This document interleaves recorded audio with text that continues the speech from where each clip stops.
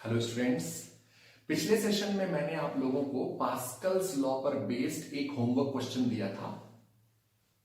I am sure कि सारे बच्चों ने होमवर्क किया होगा, लेकिन ये जो पास्कल्स लॉ पर बेस्ड होमवर्क क्वेश्चन मैंने दिया था, उस क्वेश्चन का डिस्कशन मैं आज के सेशन में नहीं करवा रहा हूं, अगले सेशन में करवाऊंगा। आज मैं आपको फ्लूइड मैकेनिक्स में कुछ पढ़ाना चाहता हूं और मैं नहीं चाहता कि टाइम कम बचे, आप लोग अच्छे से सीख ना पाए, इसलिए होमवर्क जो पास्कल्स लॉ पर बेस्ड था उसका डिस्कशन मैं नेक्स्ट सेशन में करूंगा। अब मैं डिस्कस करने जा रहा हूं आर्किमिडीज प्रिंसिपल पर बेस्ड जो होमवर्क दिया था उसका सॉल्यूशन मैं बताने जा रहा हूं। तो पास्कल्स लॉ वाले होमवर्क का डिस्कशन अगले सेशन में होगा। Okay,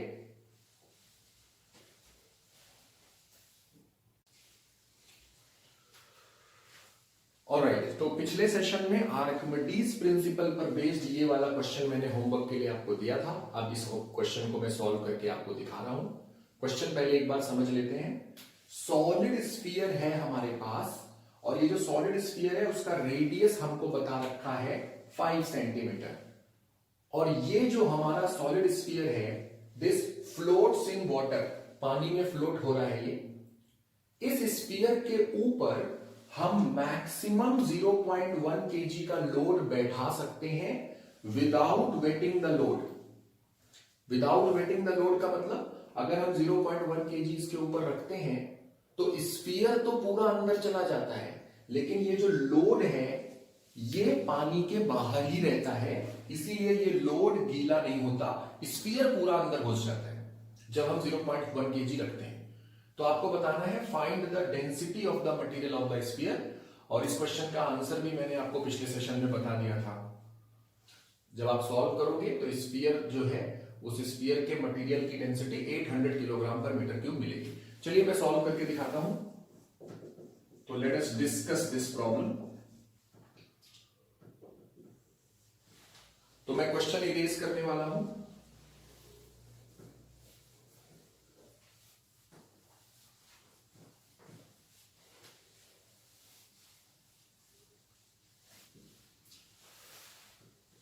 let us solve the problem. तो एक डायग्राम बना रहा हूं।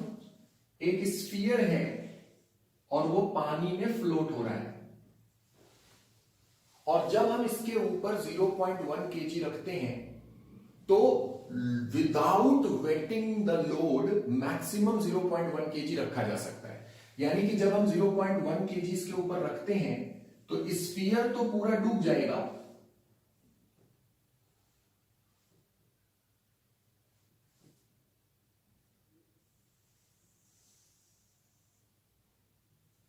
स्फीयर तो पूरा डूबेगा, लेकिन ये जो हमने ऊपर से लोड रखा है ये लोड पानी के बाहर ही रहता है।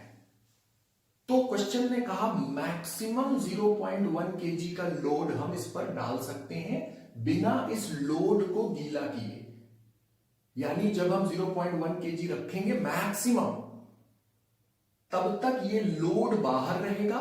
0.1 kg मैक्सिमम है, मैक्सिमम का मतलब 0.1 kg से जरा भी ज्यादा रखोगे तो ये लोड भी अंदर जाने शुरू हो जाएगा।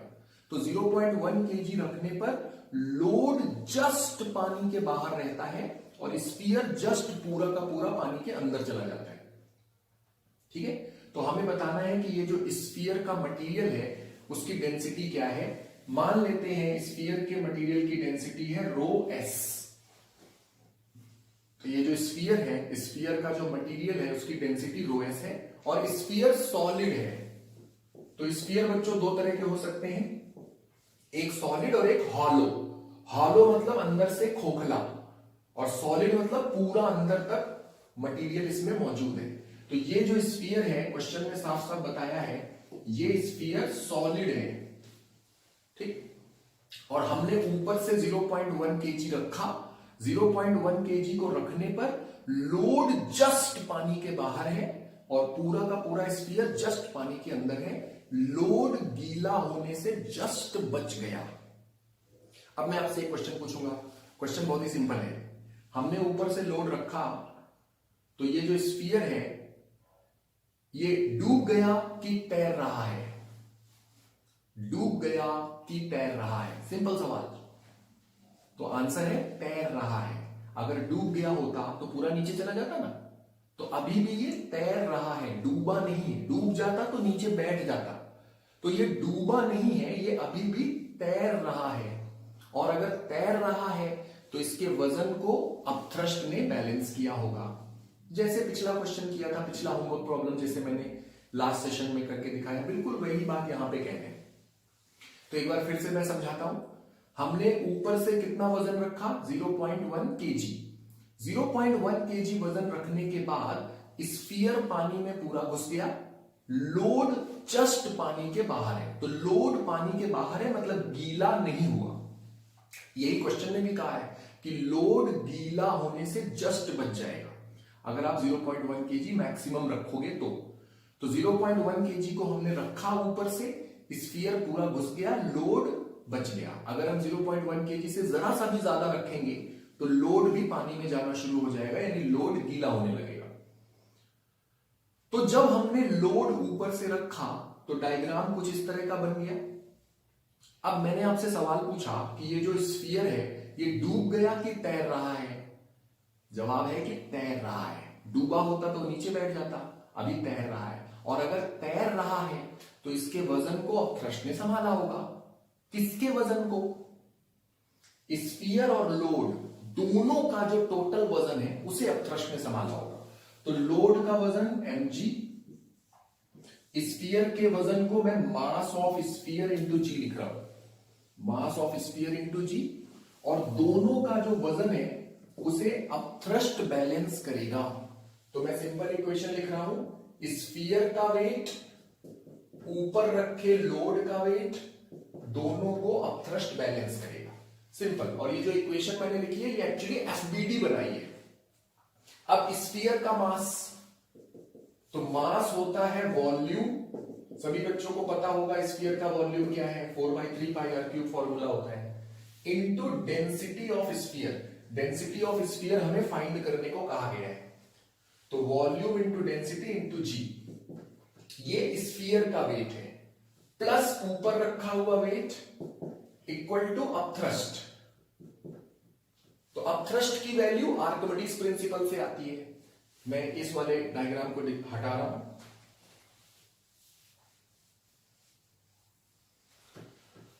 तो आर्किमिडीज प्रिंसिपल बताता है कि अपथ्रस्ट कितना होता है। अपथ्रस्ट कितना होता है? जितना सॉलिड को डुबाते हैं, डूबे हुए सॉलिड के वॉल्यूम के जितना लिक्विड डिस्प्लेस होता है। और आर्किमिडीज प्रिंसिपल कहता है कि जो लिक्विड डिस्प्लेस हुआ है, डिस्प्लेस होने वाले लिक्विड का जो वजन है वही अपथ्रस्ट है। फिर से समझा रहा हूं, जितना लिक्विड डिस्प्लेस हो गया उसके वजन के बराबर अपथ्रस्ट होता है। मेरी तरफ मत देखो, मैं नहीं कह रहा हूं, आर्किमिडीज ने ऐसा बताया था कि जो लिक्विड डिस्प्लेस हो गया है उसके वजन के बराबर अपथ्रस्ट का फोर्स होता है। तो लिक्विड कितना डिस्प्लेस हुआ है? जितना सॉलिड डूब गया। लिक्विड कितना डिस्प्लेस हुआ? जितना सॉलिड डूबा। तो देखो ये पूरा का पूरा स्फीयर डूबा है, तो जितना इस स्फीयर का वॉल्यूम है उतना लिक्विड, उतना पानी डिस्प्लेस हो गया है स्फीयर के वॉल्यूम के जितना। तो स्फीयर का volume 4/3 pi R cube, sphere के वॉल्यूम के बराबर पानी डिस्प्लेस हो गया। तो जितना स्फीयर का वॉल्यूम है उतना ही पानी का वॉल्यूम डिस्प्लेस हो रहा है। अब ये है डिस्प्लेस होने वाला पानी का वॉल्यूम। वॉल्यूम में पानी की डेंसिटी मल्टीप्लाई कर दो, वॉल्यूम इनटू पानी की डेंसिटी। ये है डिस्प्लेस होने वाले पानी का मास, वॉल्यूम इनटू डेंसिटी मास, और मास में जी मल्टीप्लाई करो तो वेट। तो डिस्प्लेस होने वाले पानी का वेट वही अपथ्रस्ट है। जी कैंसिल हो गया, एम को उधर भेज देते हैं, तो 4/3 pi R cube into rho S, M को उधर भेजते हैं, 4/3 pi R cube rho water minus M. और हमें डेंसिटी ऑफ स्फीयर बताना था ना, तो ये 4/3πr³ को डिवाइड करेंगे नीचे, तो density of sphere is 4/3πr³ divide करोगे तो ये कट जाएगा 4/3πr³। तो पहला वाला टर्म तो सीधे सीधे रो वाटर माइनस मास, इसमें ये 4/3πr³ डिवाइड, और ये 3 को ऊपर भेज दो, ये जो बाई 3 है ये ऊपर चला जाएगा, तो 3m/4πr³। ये है स्फीयर की डेंसिटी जो क्वेश्चन में पूछी जा रही है। तो ये है हमारे होमवर्क क्वेश्चन का आंसर। पानी की डेंसिटी 1000 किलोग्राम पर मीटर क्यूब, तो पानी की डेंसिटी की जगह आप 1000 रखना। मास, ये मास ऊपर वाला मास है, तो क्वेश्चन में दिया हुआ है 0.1 kg। स्फीयर का रेडियस 5 सेंटीमीटर, सेंटीमीटर को मीटर बनाओगे तो 5 सेंटीमीटर का मतलब 0.05 मीटर, उसको यहां रखोगे, और पाई की वैल्यू 3.14, और जब रखोगे सॉल्व करोगे तो आपको स्फीयर की डेंसिटी मिल जाएगी। और आंसर तो मैंने बता ही दिया था क्या आ रहा है, 800 किलोग्राम पर मीटर क्यूब। कैलकुलेशन मैं नहीं करूंगा, कैलकुलेशन आप लोग खुद कर लो, वैल्यूज रखो, कैलकुलेट करो, देखो ये आंसर आ जाएगा, अप्रोक्सीमेटली आएगा ये आंसर। तो आप लोग कैलकुलेशन खुद से करो और देखो कि ये आंसर आपको मिलना चाहिए। जिन बच्चों ने होमवर्क किया है वो अपने सोल्यूशन को मेरे सोल्यूशन से मैच करो। बहुत आसान प्रॉब्लम है ये, और आर्किमिडीज प्रिंसिपल में औकात ही क्या है, आसान आसान प्रॉब्लम ही आते हैं। केवल अपथ्रस्ट फोर्स की वैल्यू लिखना सीखना है एक्चुअली। अगर आपको अपथ्रस्ट फोर्स की वैल्यू लिखना आ गया तो आपको आर्किमिडीज प्रिंसिपल के सारे प्रॉब्लम आपसे हो जाएंगे। और अपथ्रस्ट फोर्स की वैल्यू आर्किमिडीज प्रिंसिपल के मुताबिक डिस्प्लेस होने वाले पानी का वेट, बस। तो जो बच्चा इस बात को सीख ले और जितनी जल्दी सीख ले, उस बच्चे से आर्किमिडीज प्रिंसिपल के प्रॉब्लम उतनी ही जल्दी होना शुरू हो जाएंगे। तो फेयर कॉपी पे सॉल्यूशन को नोट कर लीजिए अच्छी राइटिंग में। कोशिश करना फेयर कॉपी पे नोट करते समय आप लोग नकल ना करें, बिना नकल किए करोगे तो ज्यादा सीखोगे। फेयर कॉपी पे लिखते समय बिना देखे लिखने की कोशिश करो। अगर कोई बात कम समझ में आई हो रिवाइंड करके फिर से समझो, और अगर फिर भी कोई डाउट आपके मन में हो तो पर्सनली अपना डाउट मेरे साथ डिस्कस कर सकते हो। फेयर कॉपी पे अच्छी हैंडराइटिंग में सॉल्यूशन को नोट कर लो वीडियो पॉज करके, फिर मैं एक और प्रॉब्लम आपको होमवर्क के लिए दूंगा आर्किमिडीज प्रिंसिपल पर बेस्ड। पहले ये सॉल्यूशन नोट करिए जल्दी।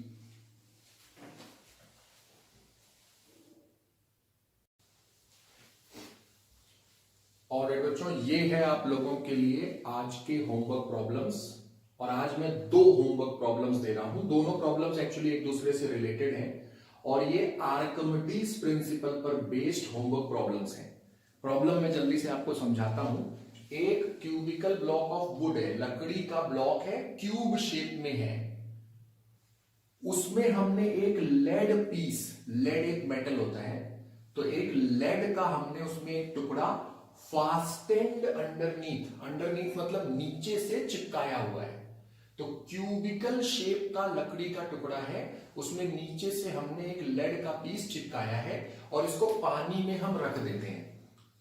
तो हम चाहते हैं कि ये जो लकड़ी का टुकड़ा है ये पानी में डूबे, पूरा डूब ना जाए। तो आपको बताना है मैक्सिमम कितना लेड का पीस हम, मैक्सिमम कितना मास चिपका सकते हैं। बिल्कुल वैसे ही प्रॉब्लम है जैसा भी जस्ट मैंने करके दिखाया है। Find the mass of the lead piece which will just allow the block to float in water। तो ये जो ब्लॉक है ये लेड का टुकड़ा चिपकाने के बाद जस्ट फ्लोट इन वाटर, मतलब डूबने से जस्ट बच गया, मतलब इसकी अपर सरफेस बिल्कुल पानी के बराबर आ गई। आपको गिवन है specific gravity of would is 0.8। जो बच्चे स्पेसिफिक ग्रेविटी का मतलब नहीं जानते मैं बता दे रहा हूं। स्पेसिफिक ग्रेविटी का दूसरा नाम होता है रिलेटिव डेंसिटी। तो चाहे स्पेसिफिक ग्रेविटी कहें चाहे रिलेटिव डेंसिटी कहें एक ही चीज है, और इसका मतलब होता है मटेरियल की डेंसिटी डिवाइडेड बाय पानी की डेंसिटी। पानी की डेंसिटी के साथ रेशियो करके जब हम डेंसिटी बताते हैं तो उसे रिलेटिव डेंसिटी कहते हैं। रिलेटिव मतलब पानी के रिलेटिव। तो स्पेसिफिक ग्रेविटी और रिलेटिव डेंसिटी एक ही चीज है, और इसका मतलब है वाटर की डेंसिटी के साथ मटेरियल की डेंसिटी का रेशियो। मटेरियल की डेंसिटी डिवाइडेड बाय पानी की डेंसिटी। तो स्पेसिफिक ग्रेविटी लकड़ी की 0.8 है and that of lead is 11.3। Lead की जो है वो 11.3 है। तो ये जो 0.8 है ये लकड़ी की डेंसिटी और पानी की डेंसिटी का रेशियो है, और 11.3 लेड की डेंसिटी और पानी की डेंसिटी का रेशियो है। तो ये क्वेश्चन नंबर 5 है। आंसर मैंने लिख दिया है ताकि आप लोग जब सॉल्व करें तो आप चेक कर सकते हैं कि आपने सही सॉल्व किया है कि नहीं। ये आंसर आएगा। और इसी से जुड़ा हुआ अगला प्रॉब्लम है, solve the previous problem if the lead piece is fastened at the top surface. अभी हमने जो लेड पीस है उसे अंडरनीथ मतलब नीचे से चिपकाया था, लेकिन अगर हम इस क्यूबिकल ब्लॉक में ऊपर से लेड पीस को चिपकाएं और पानी में डालें, और ये जो क्यूबिकल ब्लॉक है इसकी अपर सरफेस पानी के बराबर है, मतलब लेड पीस उसके बाहर चाहिए हमें। तो fastened at the top surface of the block has to float with its upper surface just dipping in water. तो ब्लॉक की ऊपर वाली सरफेस पर हमने ये लेड पीस चिपकाया और पानी में रखा, तो ब्लॉक फ्लोट होता है, ब्लॉक की अपर सरफेस पानी के बराबर है, मतलब लेड का पीस पानी के बाहर रहेगा। तो बताना है कि mass of the lead piece which will just allow the block to float, कितना मास हम लेड पीस का लें ताकि ब्लॉक फ्लोट पानी में हो। और इस क्वेश्चन का आंसर आएगा 50 ग्राम। आप लोग कैलकुलेट करिए, आंसर मैच कराने की कोशिश कीजिए। अगर आंसर मैच होता है तो बहुत चांस है कि आपने सही किया होगा, तभी आंसर मैच हो रहा है। तो होमवर्क प्रॉब्लम्स को नोट कर लीजिए, अगले सेशन में मैं इनके सॉल्यूशंस बताऊंगा, फिर आप लोग देख लेना सही कर पाए कि नहीं। नोट कर लो इनको।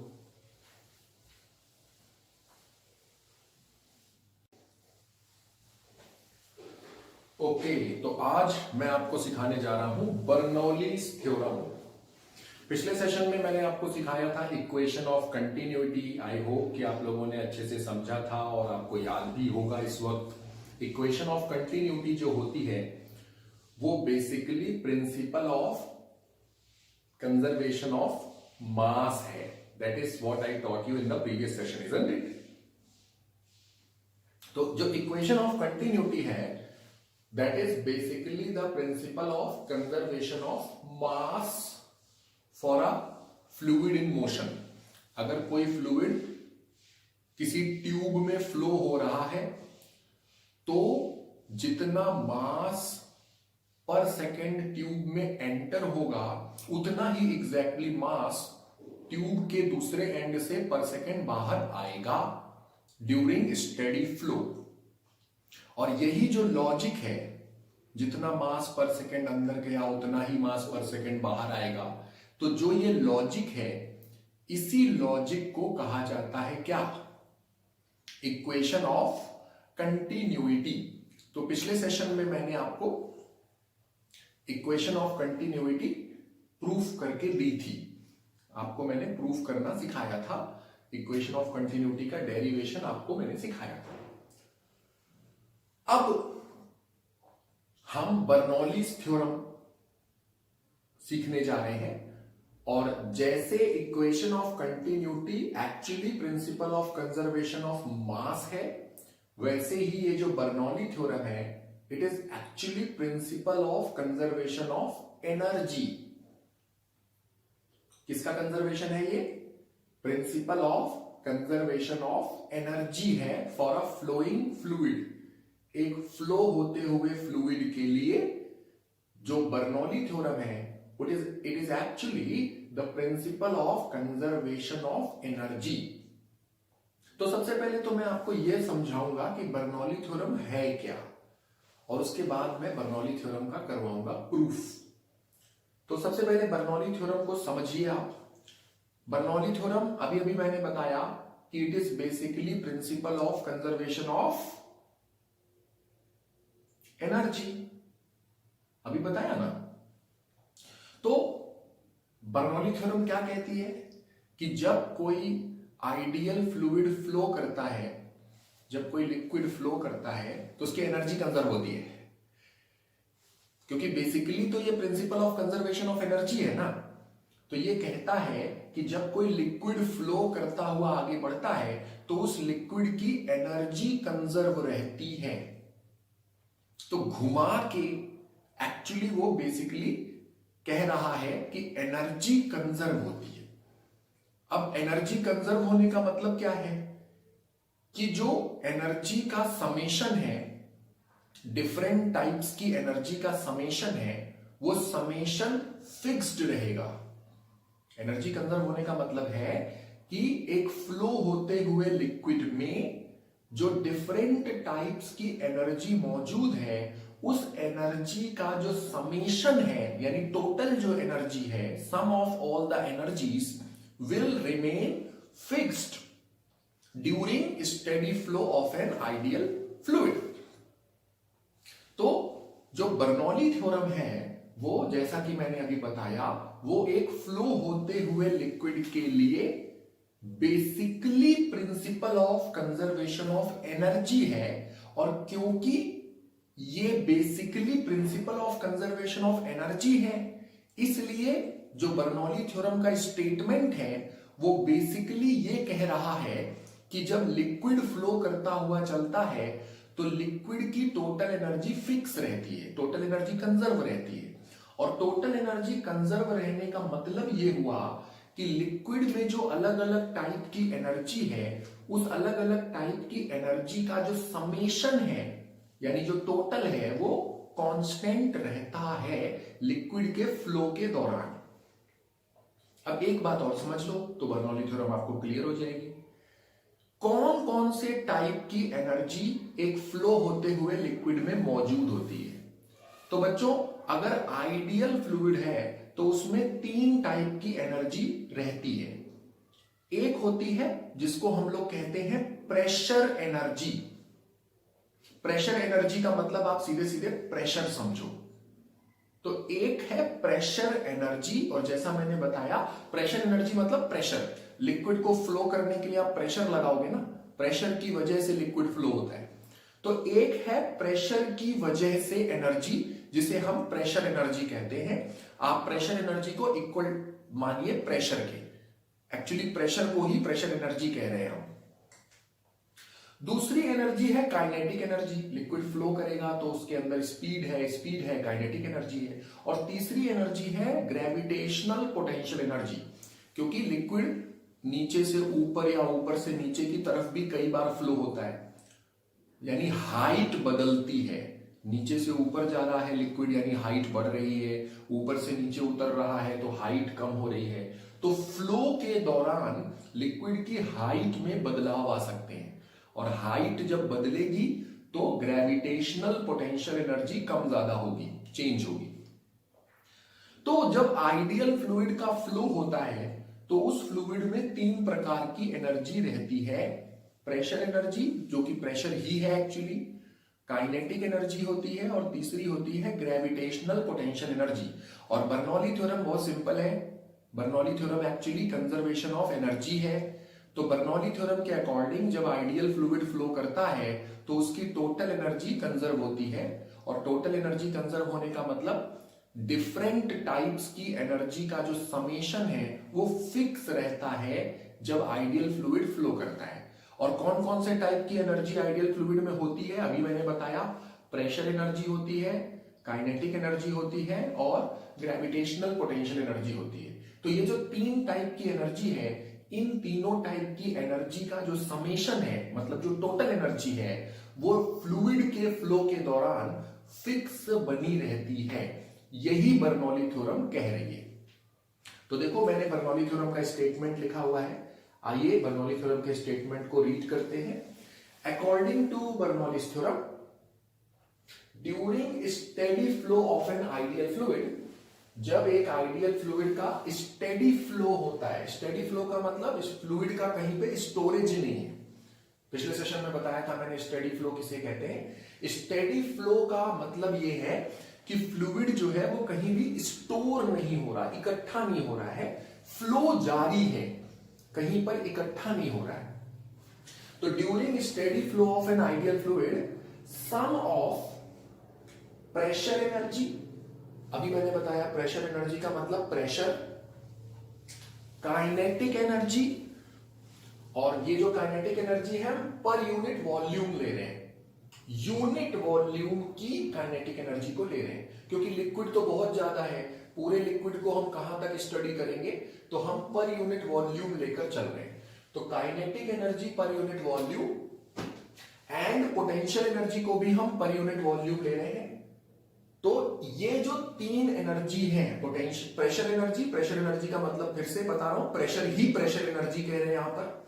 तो pressure energy, kinetic energy per unit volume, इस वर्ड पे ध्यान देना, पर यूनिट वॉल्यूम हम लोग बात कर रहे हैं, क्योंकि टोटल लिक्विड का वॉल्यूम तो बहुत ज्यादा हो सकता है, पूरे लिक्विड की बात क्यों करें, हम पर यूनिट वॉल्यूम बात कर लेते हैं। अगर आपको पूरे लिक्विड की बात करनी है तो टोटल वॉल्यूम को मल्टीप्लाई कर देना। तो मैं यहां पर यूनिट वॉल्यूम लिक्विड की बात करूंगा, यानी यूनिट वॉल्यूम के बारे में मैं बता रहा हूं। अगर यूनिट वॉल्यूम से ज्यादा वॉल्यूम है तो जितना भी वॉल्यूम है आप मल्टीप्लाई कर लो तो टोटल वॉल्यूम हो जाएगा। तो जब आइडियल फ्लूइड का स्टेडी फ्लो होता है तो सम ऑफ प्रेशर एनर्जी का मतलब pressure, kinetic energy per unit volume and potential energy per unit volume remains constant everywhere. सभी जगह पर इन तीनों प्रकार की एनर्जी का जो सम है वो कांस्टेंट ही बना रहता है। तो अगर एक आइडियल फ्लूइड फ्लो करेगा तो उसके फ्लो होने के दौरान तीन प्रकार की जो एनर्जी उसके पास है, उन तीनों प्रकार की एनर्जी का जो समेशन है वो फिक्स्ड रहेगा, कांस्टेंट रहेगा ये समेशन। और तीनों प्रकार की एनर्जी का सम मतलब जो टोटल एनर्जी है वो कांस्टेंट बनी रहती है। और टोटल एनर्जी कांस्टेंट है, यानी कि जो बर्नौली थ्योरम है वो basically principle of conservation of energy ही है एक फ्लो होते हुए लिक्विड के लिए। तो जैसे इक्वेशन ऑफ कंटिन्यूटी लिक्विड के लिए कंजर्वेशन ऑफ मास है, वैसे ही बर्नौली थ्योरम लिक्विड के लिए कंजर्वेशन ऑफ एनर्जी है। तो एक बार फिर से बर्नौली थ्योरम का स्टेटमेंट मैं आपको समझा रहा हूं। जब कोई लिक्विड फ्लो करता है, आइडियल फ्लूइड जब फ्लो करता है तो उसमें तीन प्रकार की एनर्जी होती है। पहला तो फ्लूइड को फ्लो करने के लिए हम उसके ऊपर प्रेशर डालते हैं, प्रेशर की वजह से ही फ्लूइड फ्लो करता है। तो जब हम प्रेशर डालते हैं तो प्रेशर के कारण एक एनर्जी उसको मिलती है और इस एनर्जी को कहा जाता है प्रेशर एनर्जी। दूसरा, फ्लूइड अगर फ्लो करेगा मतलब उसमें स्पीड होगी तो उसके पास काइनेटिक एनर्जी आ जाएगी। और तीसरा, जब फ्लो करेगा तो फ्लो करने के दौरान उसके पास पोटेंशियल एनर्जी होगी। तो तीन प्रकार की एनर्जी एक आइडियल फ्लूइड में फ्लो के दौरान होती है। आइडियल फ्लूइड के फ्लो के दौरान तीन प्रकार की एनर्जी होती है, pressure energy, kinetic energy, potential energy. और बर्नौली थ्योरम बहुत सिंपल है, कह रही है कि सम ऑफ ये तीनों प्रकार की एनर्जी रिमेन्स कांस्टेंट एवरीवेयर। तो during steady flow of an ideal fluid sum of pressure energy का मतलब pressure, kinetic energy per unit volume and potential energy per unit volume, इन तीनों का जो सम है रिमेन्स कांस्टेंट एवरीवेयर। तो ये है बर्नौली थ्योरम का स्टेटमेंट। मैथमेटिकली देखो क्या लिखेंगे, तो जो स्टेटमेंट है उसी स्टेटमेंट को मैथमेटिकली लिखेंगे। प्रेशर एनर्जी, अभी मैंने बताया प्रेशर एनर्जी का मतलब है प्रेशर, सीधा सीधा। काइनेटिक एनर्जी, तो काइनेटिक एनर्जी हाफ mv², लेकिन यहां पे हम पर यूनिट वॉल्यूम ले रहे हैं, तो पर यूनिट वॉल्यूम का मतलब इसमें वॉल्यूम डिवाइड करो। काइनेटिक एनर्जी हाफ mv² है और kinetic energy per unit volume, तो पर यूनिट वॉल्यूम यानी वॉल्यूम को डिवाइड करो, यूनिट वॉल्यूम करना है तो डिवाइड द वॉल्यूम। और देखो ये जो मास बाय वॉल्यूम है दिस इज डेंसिटी, तो ये हो गया हाफ ρv², रो मतलब डेंसिटी। तो जब हम पर यूनिट वॉल्यूम कह रहे हैं तो पर यूनिट वॉल्यूम के लिए हम वॉल्यूम को डिवाइड करेंगे और मास में वॉल्यूम डिवाइड करोगे तो बनेगी डेंसिटी। तो काइनेटिक एनर्जी को क्या लिखते हैं? काइनेटिक एनर्जी को हाफ mv² लिखते हैं। लेकिन अगर पर यूनिट वॉल्यूम काइनेटिक एनर्जी लिख रहे हो तो इस m की जगह पर रो डेंसिटी आ जाएगा, क्योंकि वॉल्यूम को डिवाइड करोगे तो मास की जगह डेंसिटी आ जाएगा। और पोटेंशियल एनर्जी, तो पोटेंशियल एनर्जी को mgh लिखा जाता है, लेकिन पोटेंशियल एनर्जी हम पर यूनिट वॉल्यूम ले रहे हैं तो मास की जगह फिर से डेंसिटी आ जाएगा।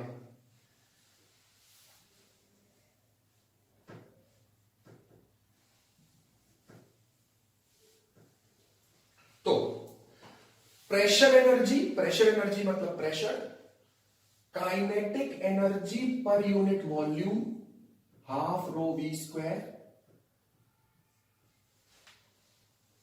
Potential energy per unit volume rho gh।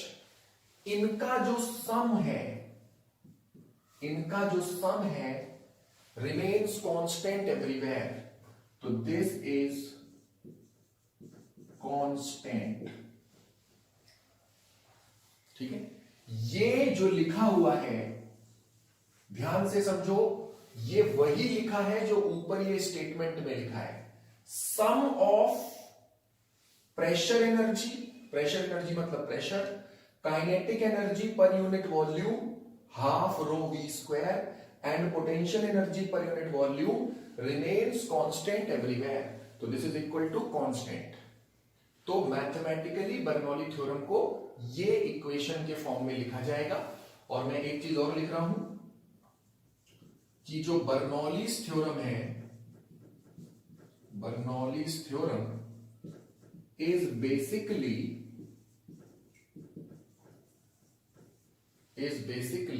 Principal of conservation of energy, principal of conservation of energy. तो जो बर्नौली थ्योरम है वो एक्चुअली एनर्जी कंजर्वेशन का ही प्रिंसिपल है बेसिकली।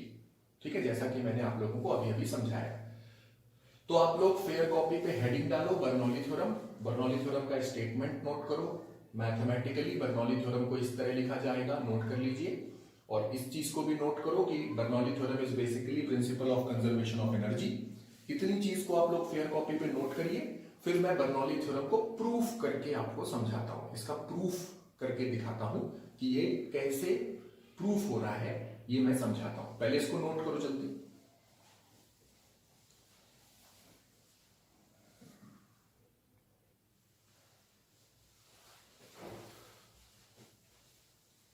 चलिए, तो अब बर्नौली थ्योरम को प्रूफ करके मैं दिखाता हूं आपको। मैं बर्नौली थ्योरम का प्रूफ समझाता हूं, बहुत आसान प्रूफ है। बर्नौली थ्योरम बेसिकली किस चीज का कंजर्वेशन है? अभी अभी मैंने जस्ट आप लोगों को समझाया है कि जो बर्नौली थ्योरम है it is basically principle of conservation of energy. तो एनर्जी कंजर्व है, यानी कि बर्नौली थ्योरम बेसिकली कह रही है कि जब आइडियल फ्लूइड का स्टेडी फ्लो होगा तो फ्लूइड की जो टोटल एनर्जी है वो कंजर्व रहेगी, यानी जितनी थी पहले उतनी ही किसी और लोकेशन पर भी रहेगी। यही तो कह रही है ना बर्नौली थ्योरम। तो हम क्या करेंगे, ट्यूब के अंदर घुसने वाले लिक्विड की एनर्जी को देखेंगे, फिर ट्यूब के बाहर आने वाले लिक्विड की एनर्जी को देखेंगे, और हम कहेंगे जितनी एनर्जी अंदर घुसते वक्त लिक्विड के पास थी उतनी ही एनर्जी बाहर निकलते वक्त भी लिक्विड के पास होनी चाहिए। तो अंदर घुसते वक्त उसकी एनर्जी लेंगे, बाहर निकलते वक्त उसकी एनर्जी लेंगे, दोनों को बराबर करेंगे, बर्नौली थ्योरम प्रूफ हो जाएगी। इतना आसान काम है, बहुत इजी है। तो काम बहुत ही आसान है, लेकिन मैं आपको सिस्टमैटिकली आपकी कॉपी पे लिखवाने जा रहा हूं।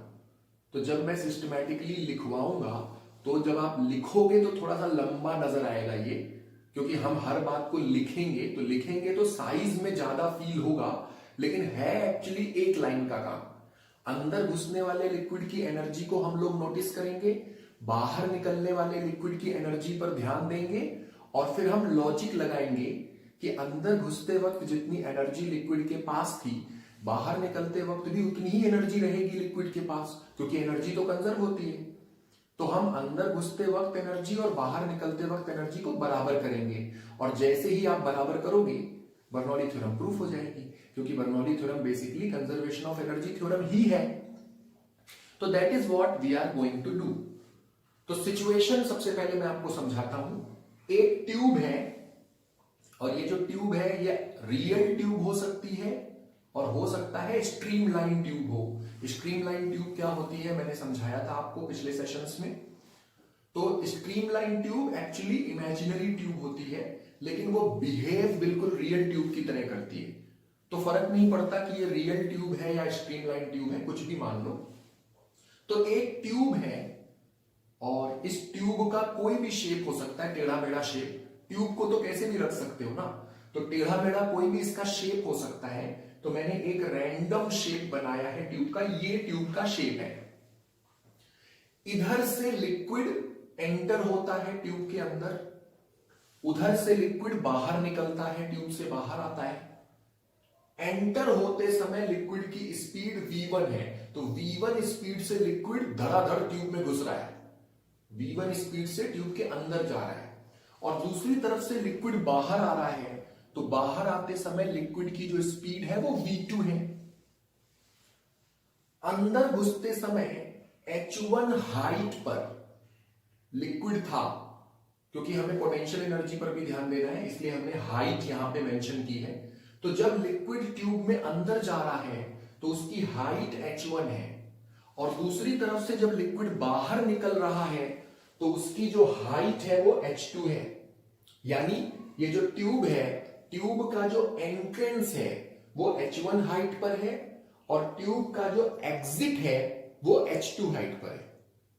तो एंट्रेंस h1 हाइट पर है, एग्जिट h2 हाइट पर है। तो h1 हाइट पर लिक्विड ट्यूब में एंटर होता है, h2 हाइट पर लिक्विड ट्यूब से बाहर निकलता है। ठीक, अब एक आखिरी बात, लिक्विड को ट्यूब के अंदर भेजने के लिए हम लगाएंगे प्रेशर।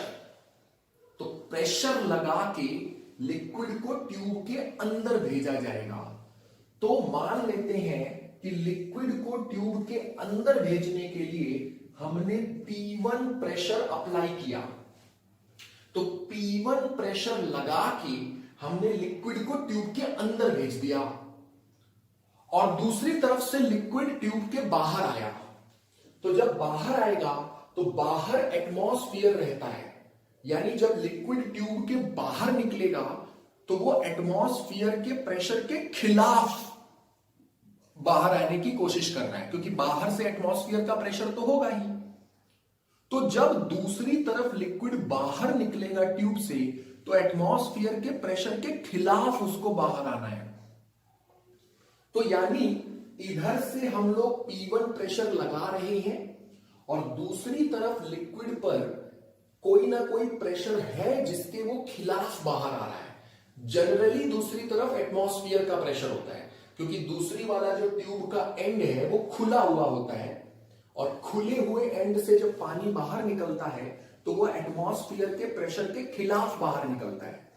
लेकिन मैं तो जनरल स्टडी कर रहा हूं, तो मैं मान लेता हूं कि दूसरी तरफ P2 प्रेशर है, और ये जो हमारा लिक्विड है वो P2 प्रेशर के खिलाफ ट्यूब से बाहर निकला। तो जब हमने लिक्विड को अंदर भेजा है ट्यूब में, तो हमने P1 प्रेशर दे के लिक्विड को ट्यूब के अंदर किया, और दूसरी तरफ से लिक्विड बाहर आया तो वो P2 प्रेशर के खिलाफ ट्यूब से बाहर आता है दूसरी तरफ जाके।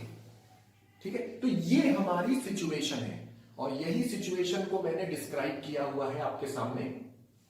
Late us suppose N ideal fluid of density रो। तो ये जो फ्लूइड ट्यूब में जा रहा है, ये जो लिक्विड है, इस लिक्विड की डेंसिटी हमने रो मानी है। तो ideal fluid of density rho is flowing through a streamline tube. तो एक स्ट्रीमलाइन ट्यूब में हमारा फ्लूइड फ्लो हो रहा है। Fluid enters the tube with speed v1। v1 speed से ट्यूब में एंटर कर रहा है, and comes out of the tube with speed v2। v2 speed से कम्स आउट। तो बाहर निकलता है V2 स्पीड से और ट्यूब के अंदर घुसता है V1 स्पीड से। Entrance of the tube is at height H1। Tube का जो ये एंट्रेंस है, मतलब जहां से लिक्विड अंदर घुसा है, ट्यूब का जो एंट्रेंस है वो H1 हाइट पर है। तो entrance of the tube is at height H1 and the other end of the tube is at height H2। तो ट्यूब का जो दूसरा वाला एंड है वो H2 हाइट पर मौजूद है। तो इधर वाला एंड H1 हाइट पर है और उधर वाला एंड जो है वो H2 हाइट पर है। Pressure P1 is applied to push the fluid inside the tube. जो लिक्विड है, जो फ्लूइड है, उसको ट्यूब के अंदर पुश करते वक्त हमने P1 प्रेशर अप्लाई किया है। Pressure P1 is applied to push the fluid inside the tube. Liquid को अंदर भेजने के लिए हमें प्रेशर लगाना पड़ेगा लिक्विड पर, तो हमने P1 प्रेशर अप्लाई किया है to push the fluid inside the tube and the fluid comes out from the tube and the fluid comes out from the other end against pressure P2। दूसरे and से बाहर निकलता है liquid और जब बाहर निकलता है तो दूसरे एंड पर उसे P2 प्रेशर के खिलाफ, P2 प्रेशर के अगेंस्ट बाहर आना पड़ रहा है। तो अंदर भेजते समय हम P1 प्रेशर से उसे पुश करते हैं और बाहर निकलते समय लिक्विड P2 प्रेशर के खिलाफ बाहर निकलता है। तो ये जो डायग्राम में आपको दिख रहा है, P1 प्रेशर, P2 प्रेशर, अंदर जाते समय V1 स्पीड, बाहर आते समय V2 स्पीड, अंदर जाते समय H1 हाइट, बाहर निकलते समय H2 हाइट। तो ये जो आपको डायग्राम में दिख रहा है, बिल्कुल इसी सिचुएशन को यहां मैंने इस पैराग्राफ में डिस्क्राइब किया है। तो ये जो पैराग्राफ है वो एक्चुअली सिचुएशन का डिस्क्रिप्शन किया है मैंने। तो आप लोग साइड हेडिंग डालिए प्रूफ, सुंदर सा डायग्राम बनाओ, अच्छा सा डायग्राम बनाओ और ये जो डायग्राम का डिस्क्रिप्शन है इसे अच्छी राइटिंग में फेयर कॉपी पे नोट करो। जल्दी से वीडियो पॉज करके करो ये काम।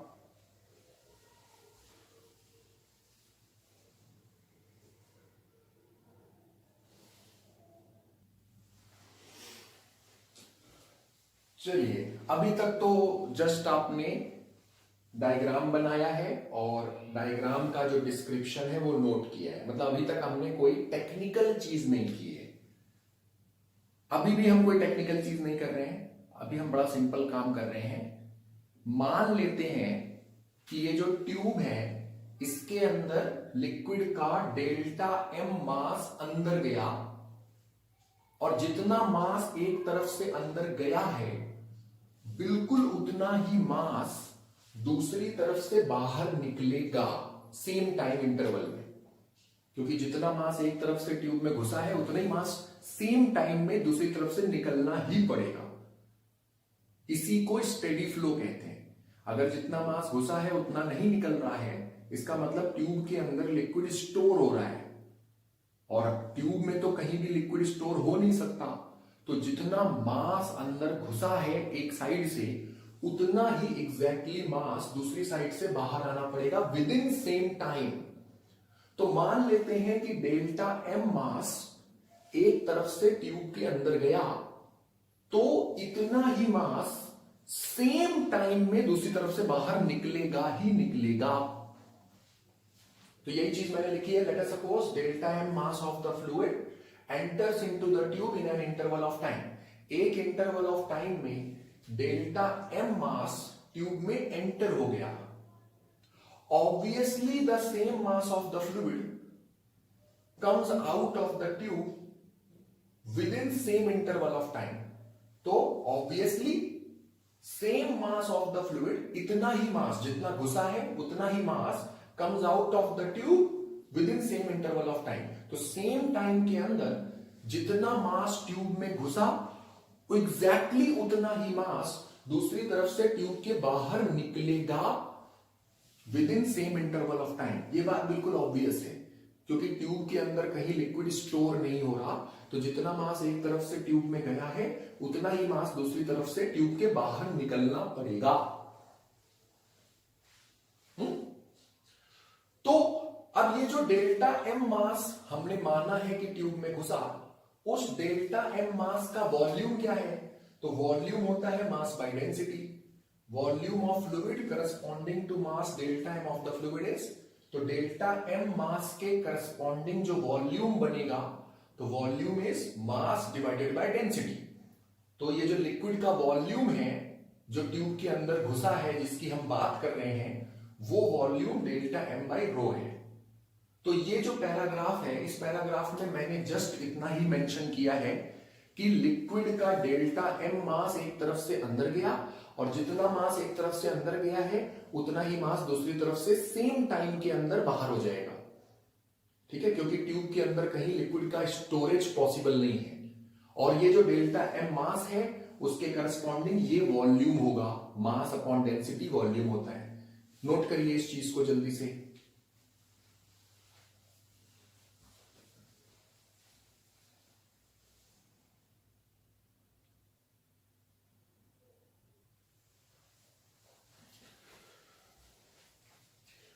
ऑलराइट, अभी तक हमने कोई भी टेक्निकल काम नहीं किया है, पूरा का पूरा नॉन टेक्निकल काम हुआ है।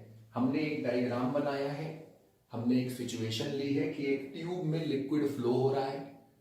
पहले पैराग्राफ में हमने सिचुएशन को डिस्क्राइब किया है। दूसरे पैराग्राफ में आपने लिखा कि डेल्टा एम मास एक तरफ से ट्यूब में घुसा है, दूसरी तरफ से उतना ही मास बाहर आएगा। बस, तो कोई टेक्निकल काम अभी तक नहीं किया है, यानी अभी तक ऐसा कोई काम नहीं किया है जो किसी बच्चे को समझ में नहीं आना चाहिए। सबको समझ में आया होगा। अभी भी हम कोई टेक्निकल काम नहीं करेंगे, हम फिर से एक नॉन टेक्निकल काम करने जा रहे हैं। देखो, ये तो मैंने आपको समझा दिया है कि जो बर्नौलीज थ्योरम है वो बेसिकली क्या है? Principle of conservation of what? Energy. तो Bernoulli's theorem is basically what? बोलना चाहिए। जब मैं कोई क्वेश्चन पूछता हूं, आप लोग जो बच्चे चुप रहते हैं बस वही पिछड़ते हैं, बोल के जवाब दो जब भी मैं कोई सवाल पूछता हूं। तो Bernoulli's theorem is what? Principal of conservation of energy. तो क्योंकि एनर्जी का कंजर्वेशन का प्रिंसिपल है ये, तो एनर्जी पे ध्यान दोगे कि नहीं दोगे?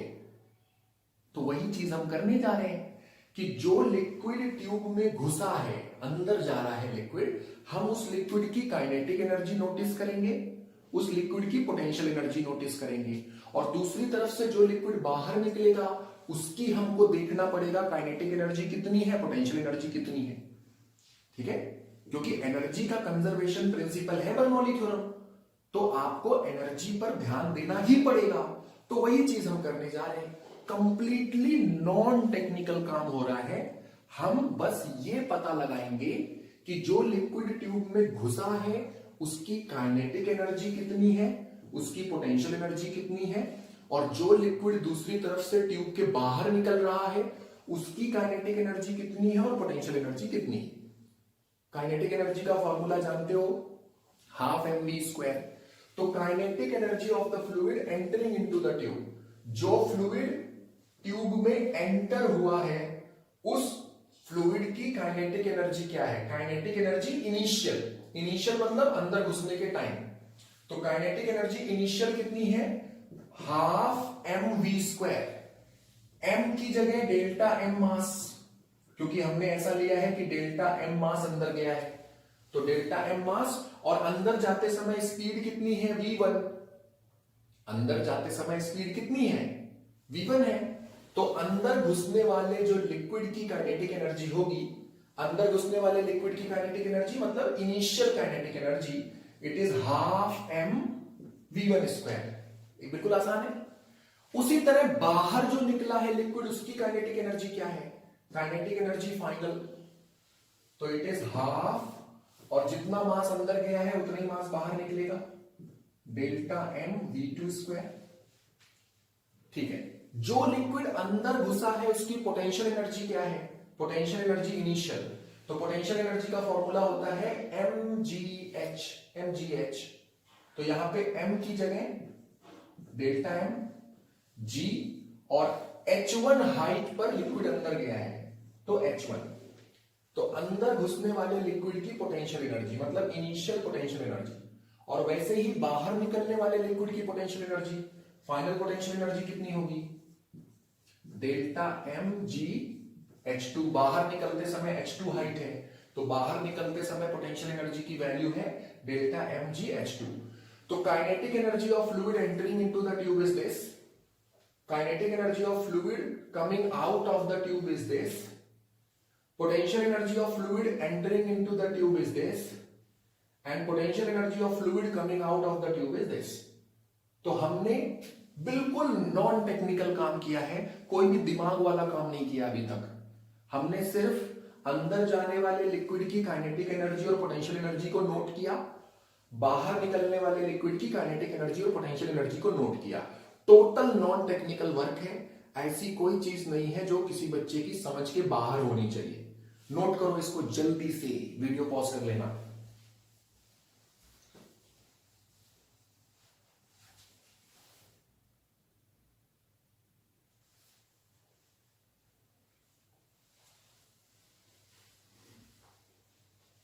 ओके, मैं इसको इरेज कर रहा हूं, आप लोग वीडियो पॉज करके नोट करिए।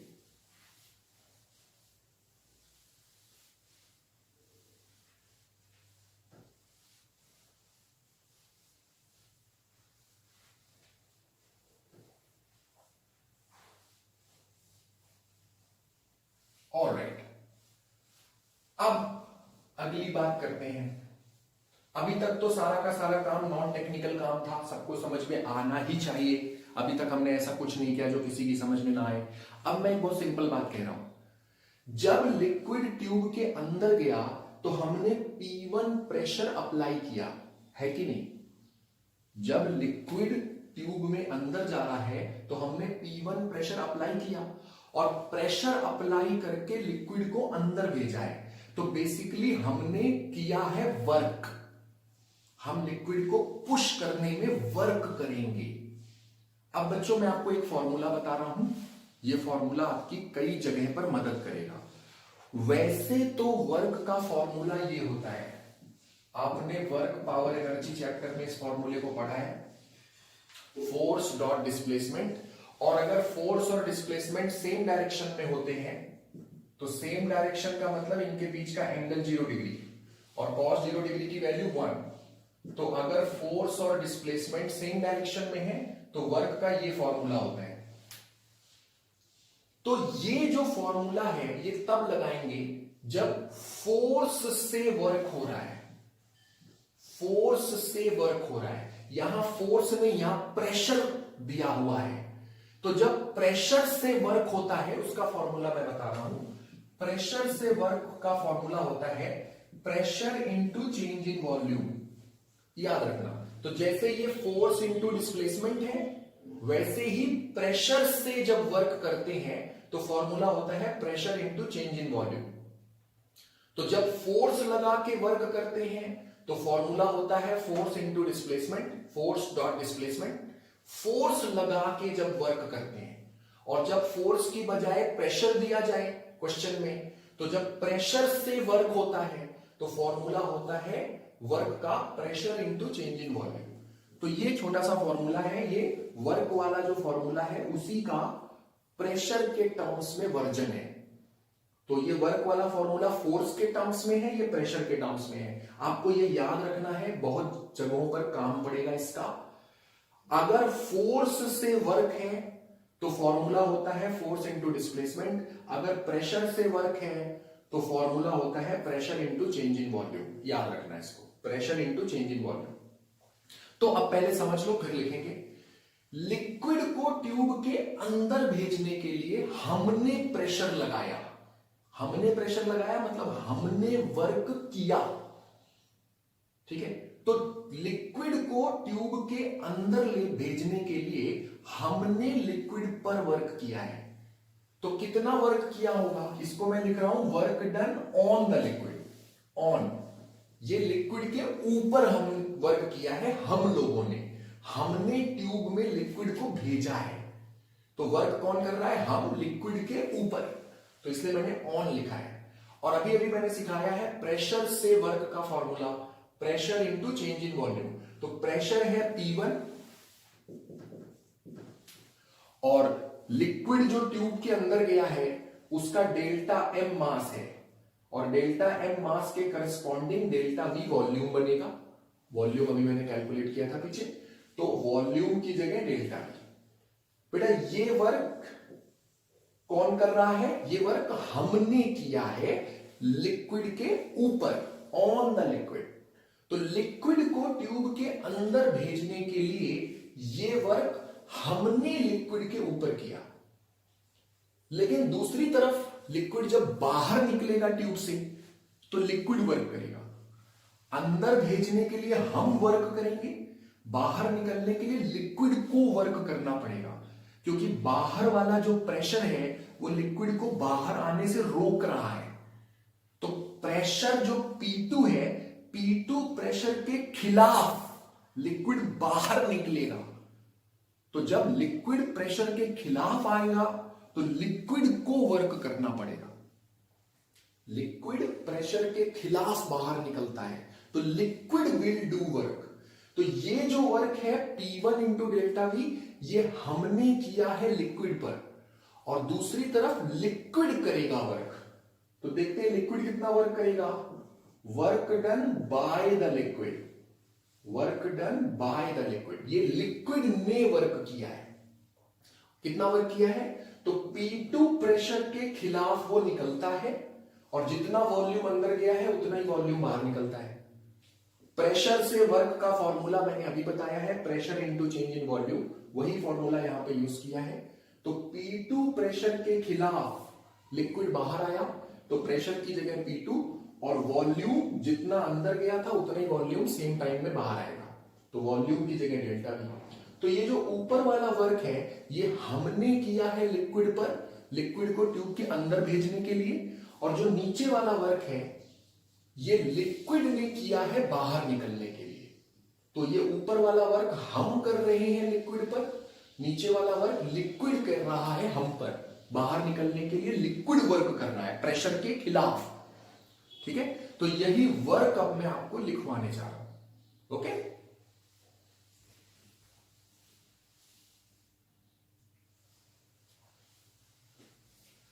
तो जैसा कि मैंने आपको अभी समझाया है वही चीज यहां पे मैंने लिखी है। Work done on the liquid, liquid के ऊपर जो वर्क किया है हमने, to push it into the tube, tube के अंदर लिक्विड को भेजने के लिए लिक्विड के ऊपर हमारा किया हुआ वर्क। तो work done on the liquid to push it into the tube is, तो लिक्विड के ऊपर जो वर्क किया है हम लोगों ने, that work is P1 delta V. P1 pressure लगाया है और डेल्टा वी वॉल्यूम को ट्यूब के अंदर भेजा है। तो work done on the liquid is P1 delta V. दूसरी तरफ से लिक्विड बाहर निकल रहा है, ट्यूब के बाहर आ रहा है, तो work done by the liquid. दूसरी तरफ से लिक्विड बाहर निकलता है तो work done by the liquid to come out of the tube is, tube के बाहर निकलने के लिए लिक्विड ने वर्क किया, तो work done by the liquid. और P2 प्रेशर के खिलाफ लिक्विड आ रहा है तो प्रेशर की जगह P2, और जितना वॉल्यूम अंदर गया है उतना ही वॉल्यूम बाहर आ रहा है, तो वॉल्यूम की जगह डेल्टा वी। तो ऊपर वाला जो वर्क है ये work done on the liquid है, हमने किया। नीचे वाला वर्क लिक्विड ने किया है बाहर आने के लिए, work done by the liquid. तो ये लिक्विड के ऊपर वर्क हुआ और ये लिक्विड ने वर्क किया। तो लिक्विड के ऊपर वर्क हुआ का मतलब बच्चों लिक्विड को एनर्जी मिली। जब हम वर्क करेंगे तो हम लिक्विड को बेसिकली एनर्जी दे रहे होंगे, और ये लिक्विड ने वर्क किया है, मतलब लिक्विड ने एनर्जी खर्च की है, क्योंकि वर्क करने में एनर्जी खर्च होती है ना। कॉमन सेंस की बात कर रहा हूं मैं, फिजिक्स से कोई लेना देना नहीं इन सब चीजों का, कॉमन सेंस बोल रहा हूं। अगर आप वर्क करोगे तो आपकी एनर्जी खर्च होगी।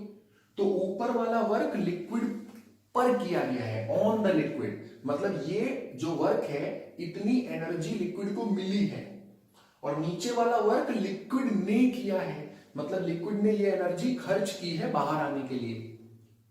तो ओवरऑल लिक्विड के पास कितनी एनर्जी बची, इतनी हमने उसको दी और इतनी उसने खर्च की।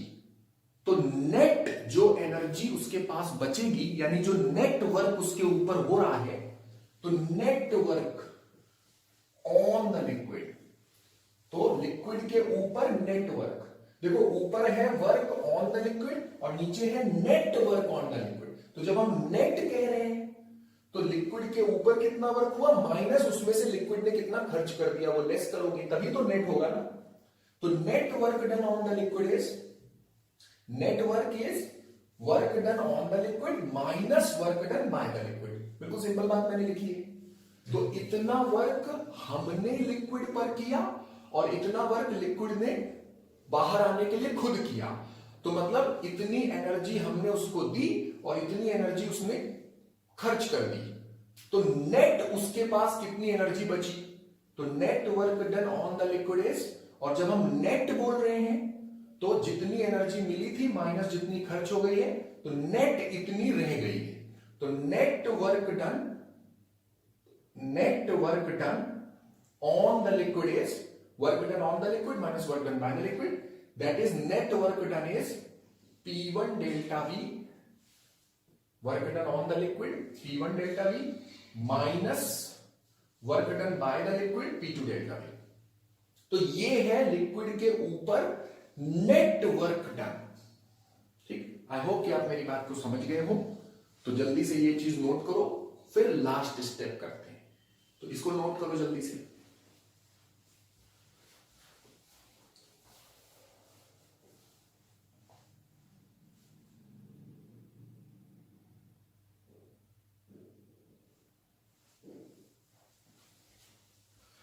ऑलराइट बच्चों, अभी तक हम लोगों ने कोई भी टेक्निकल काम नहीं किया है। जितना भी काम किया है सब नॉन टेक्निकल काम है। एक डायग्राम बनाया, एक सिचुएशन ली, सिचुएशन का डिस्क्रिप्शन किया है पहले पैराग्राफ में। दूसरे पैराग्राफ में हमने कहा कि डेल्टा एम मास घुसा, तो जितना मास एक तरफ से घुसेगा उतना ही दूसरी तरफ से निकल जाएगा। तीसरे पैराग्राफ में हमने अंदर जाने वाले लिक्विड की काइनेटिक एनर्जी पोटेंशियल एनर्जी को नोट किया, बाहर आने वाले लिक्विड की काइनेटिक एनर्जी पोटेंशियल एनर्जी को नोट किया। क्यों नोट किया है काइनेटिक एनर्जी पोटेंशियल एनर्जी को, क्योंकि हम बर्नौली थ्योरम को प्रूफ कर रहे हैं और Bernoulli theorem is basically principle of conservation of energy. तो जब बर्नौली थ्योरम प्रूफ कर रहे हो यानी एनर्जी को कंजर्व प्रूफ कर रहे हो तो एनर्जी तो नोट करनी ही पड़ेगी। तो तीसरे पैराग्राफ में हमने अंदर जाने वाले लिक्विड की काइनेटिक एनर्जी पोटेंशियल एनर्जी को नोट किया, बाहर आने वाले लिक्विड की काइनेटिक एनर्जी पोटेंशियल एनर्जी को नोट किया, बस कोई टेक्निकल काम नहीं किया, केवल नोट किया। और चौथे पैराग्राफ में अंदर भेजने के लिए लिक्विड के ऊपर हमने वर्क किया है उसे नोट किया, बाहर निकलने के लिए लिक्विड ने वर्क किया उसे नोट किया, और हमने देखा कि नेट कितना वर्क लिक्विड पर हुआ है। और नेट मतलब कितनी एनर्जी लिक्विड के पास नेट बचती है हमारी वजह से, हमने जो दी है। हमने वर्क किया मतलब हमने एनर्जी दी, लिक्विड ने वर्क किया मतलब लिक्विड ने एनर्जी खर्च की। तो हमने एनर्जी दी और उसने खर्च की, तो उसके पास कितनी बची, तो net work done on the liquid is work done on the liquid minus work done by the liquid, that is this. तो अभी तक का सारा काम टोटली नॉन टेक्निकल काम है, हमने सिर्फ एक्चुअली नोट ही किया है, कहीं कोई दिमाग नहीं लगाया, सिर्फ नोट किया बस। हो सकता है आपकी कॉपी के 2 पेज भर गए हो, I am very sorry for that, लेकिन हमने एक्चुअली कोई दिमाग वाली चीज नहीं की अभी तक। ठीक है, अभी पूरा का पूरा नॉन टेक्निकल काम किया है। अब मैं एक छोटा सा लॉजिक यूज कर रहा हूं। हमने जितना नेट वर्क किया है, मतलब हमने जितनी नेट एनर्जी लिक्विड को दी है, तो जो लिक्विड की टोटल एनर्जी थी उतनी ही बढ़ेगी। हमने जितनी एनर्जी दी है लिक्विड के पास एनर्जी उतनी ही बढ़ जाएगी ना, सिंपल सी बात है। हमने एनर्जी दी यानी हमने नेट जो वर्क किया, नेट वर्क यानी जो नेट एनर्जी लिक्विड को मिली, तो जितनी नेट एनर्जी मिली उतनी एनर्जी लिक्विड की बढ़ गई। तो अब मैं एक लॉजिक अप्लाई कर रहा हूं, पहली बार बर्नौली थ्योरम के प्रूफ में मैं लॉजिक की बात कर रहा हूं कि ये जितना नेट वर्क डन हो रहा है that is equal to change in energy of the liquid. Common sense कि जो नेट वर्क लिक्विड के ऊपर हुआ, लिक्विड के ऊपर हुआ मतलब लिक्विड को जो एनर्जी मिली उतनी एनर्जी लिक्विड के पास बढ़ गई। तो net work done on the liquid is equal to change in energy of the liquid. Common sense की बात है ना ये। बस तो मैं यही लॉजिक अब लगाने जा रहा हूं, और ये जो लॉजिक मैं बोल रहा हूं कि जितना हमने नेट वर्क किया उतनी लिक्विड की एनर्जी बढ़ जानी चाहिए, इस लॉजिक को वर्क एनर्जी थ्योरम कहते हैं। आपने वर्क किया तो लिक्विड को एनर्जी मिलेगी, इसे वर्क एनर्जी थ्योरम कहते हैं। ठीक है, तो मैं वर्क एनर्जी थ्योरम लगा रहा हूं। Work energy theorem is basically common sense, कि जितना आपने नेट वर्क डन किया है लिक्विड के ऊपर उतनी एनर्जी लिक्विड की बढ़ जाएगी, क्योंकि आपने वर्क किया मतलब आपने एनर्जी दी तो लिक्विड की एनर्जी बढ़ी। सिंपल सी बात है। तो यही लॉजिक अब मैं लिखने जा रहा हूं।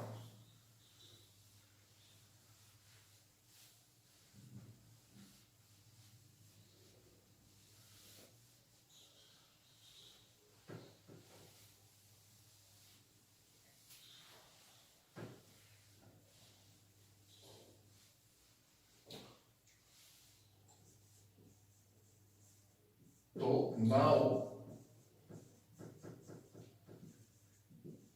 according to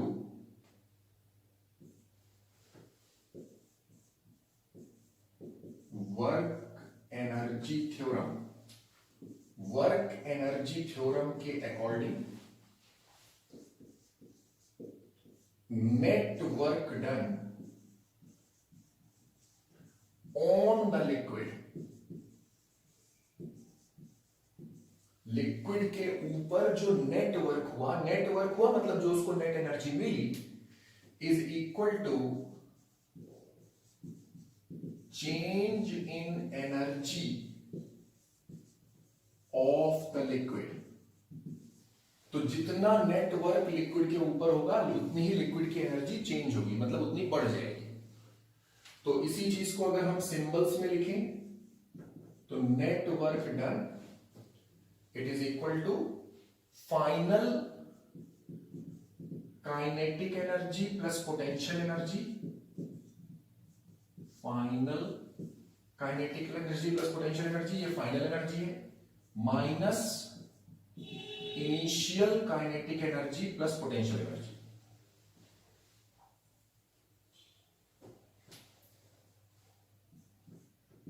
तो kinetic energy initial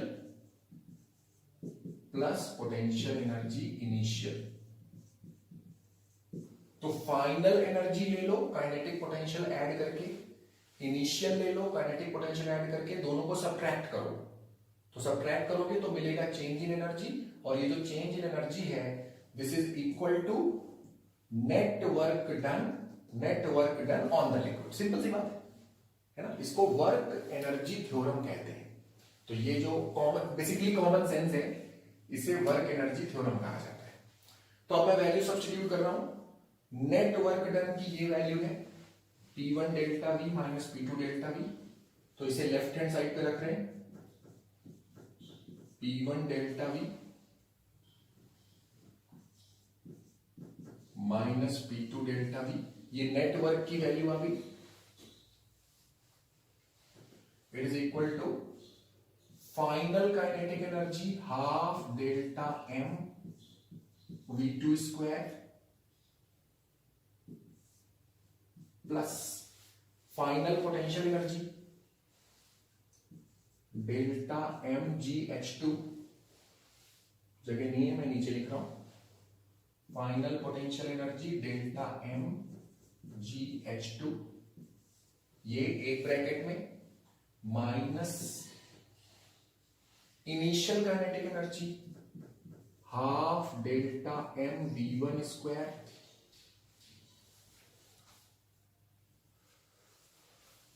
plus initial potential energy.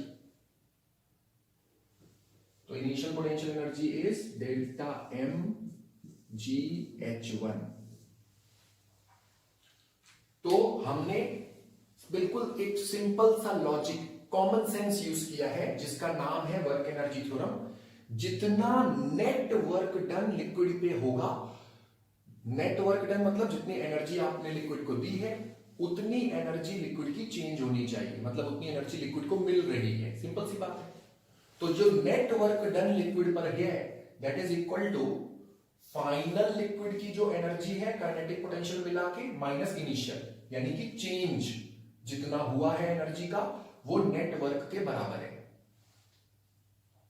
तो हमने यहां पे नेटवर्क की वैल्यू रखी, फाइनल काइनेटिक एनर्जी की वैल्यू रखी, फाइनल पोटेंशियल एनर्जी की वैल्यू रखी, माइनस इनिशियल काइनेटिक एनर्जी की वैल्यू रखी, इनिशियल पोटेंशियल एनर्जी की वैल्यू रखी। ये इक्वेशन बन गई है और हमने एक छोटा सा कॉमन सेंस यूज किया है, छोटा सा लॉजिक यूज किया है जिसका नाम है वर्क एनर्जी थ्योरम। इतना नोट करिए जल्दी।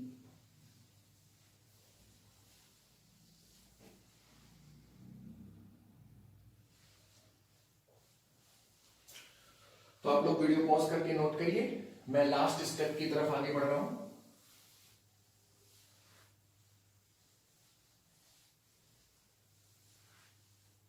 तो अब बर्नौली थ्योरम के बिल्कुल प्रूफ के करीब है हम लोग, लास्ट स्टेप आ गया है। अब सबसे पहले ये जो मास है इसे हम वॉल्यूम को मास अपॉन डेंसिटी लिख देते हैं। तो इक्वेशन बन जाती है P1 डेल्टा वी को डेल्टा m बाई रो लिख देते हैं, माइनस P2 डेल्टा वी को डेल्टा m बाई रो लिख देते हैं।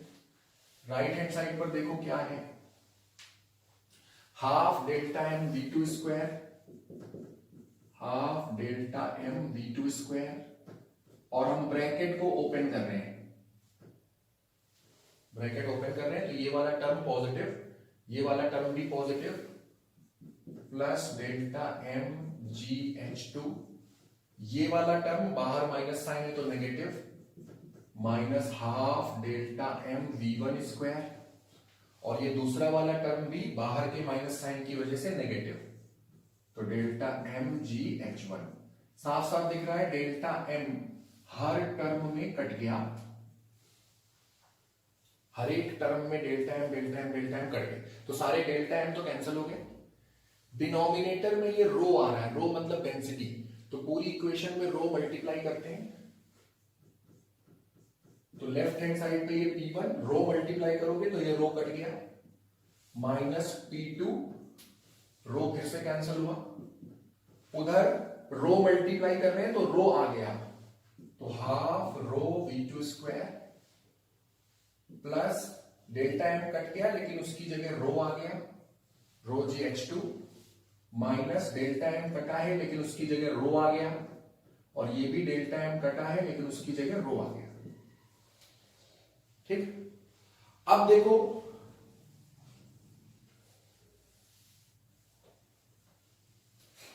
जितने भी ये वन वाले टर्म्स हैं उसको एक साइड कर लेते हैं, तो ये P1 उधर से हाफ रो v1 स्क्वायर आएगा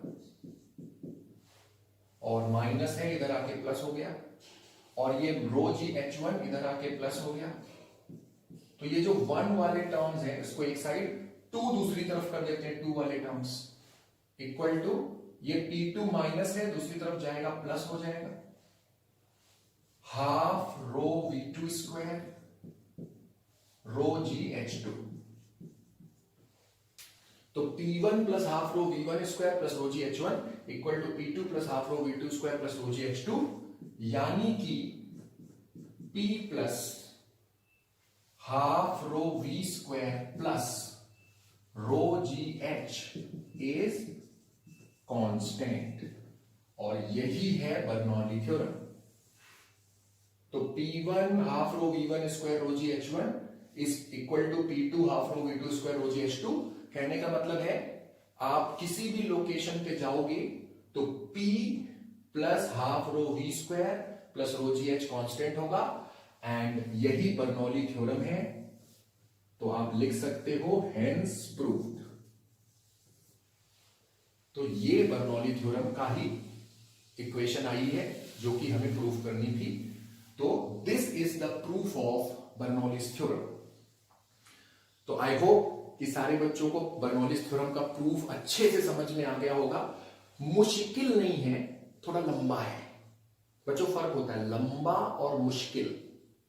तो ये मुश्किल नहीं है, टफ नहीं है, लेकिन हाँ ये थोड़ा लंबा है। आपने कॉपी पे लिखा है और हर चीज को सिस्टमैटिक लिखा है तो थोड़ा सा और लंबा दिखाई पड़ेगा। सिस्टमैटिक नहीं लिखोगे तो थोड़ा कम स्पेस में हो जाएगा। तो मैंने तो आपको प्रॉपर हर चीज को सिस्टमैटिकली लिखवाया है, तो इसलिए आपको थोड़ा सा बड़ा नजर आएगा ये, लेकिन है ये बहुत ही आसान। जो लिक्विड अंदर गया उसकी काइनेटिक एनर्जी पोटेंशियल एनर्जी देखो, जो बाहर आया उसकी काइनेटिक एनर्जी पोटेंशियल एनर्जी देखो। लिक्विड को अंदर भेजने के लिए हमने वर्क किया, कितना किया, P1 डेल्टा V। बाहर निकलने के लिए लिक्विड ने वर्क किया, P2 डेल्टा V। तो लिक्विड पे नेट कितना वर्क हुआ, नेट का मतलब हमारा वर्क माइनस लिक्विड का वर्क। और फिर छोटा सा लॉजिक, जो नेट वर्क हुआ उतनी लिक्विड की एनर्जी चेंज हो गई, बस बर्नौली थ्योरम प्रूफ हो गई। तो बहुत आसान है, हाँ थोड़ा लंबा जरूर है। तो आपने अपनी कॉपी पे लिखा होगा, 2-2.5 पेज लगे होंगे, लंबा है लेकिन मुश्किल बिल्कुल नहीं। और बेसिकली ये principle of conservation of energy ही है। तो फेयर कॉपी पे अच्छी राइटिंग में प्रूफ को कंप्लीट कर लीजिए, अच्छे से प्रूफ की हर चीज को समझ लीजिए। कोई चीज कम समझ में आई हो, रिवाइंड करके फिर से समझने की कोशिश करो। फिर भी कोई डाउट रह जाए तो पर्सनली मेरे से डिस्कस भी कर सकते हो, ठीक है। फेयर कॉपी पे पूरे प्रूफ को अच्छी हैंड राइटिंग में नोट कर लो। आज के सेशन को हम लोग यहीं पे खत्म करेंगे। That's all for today.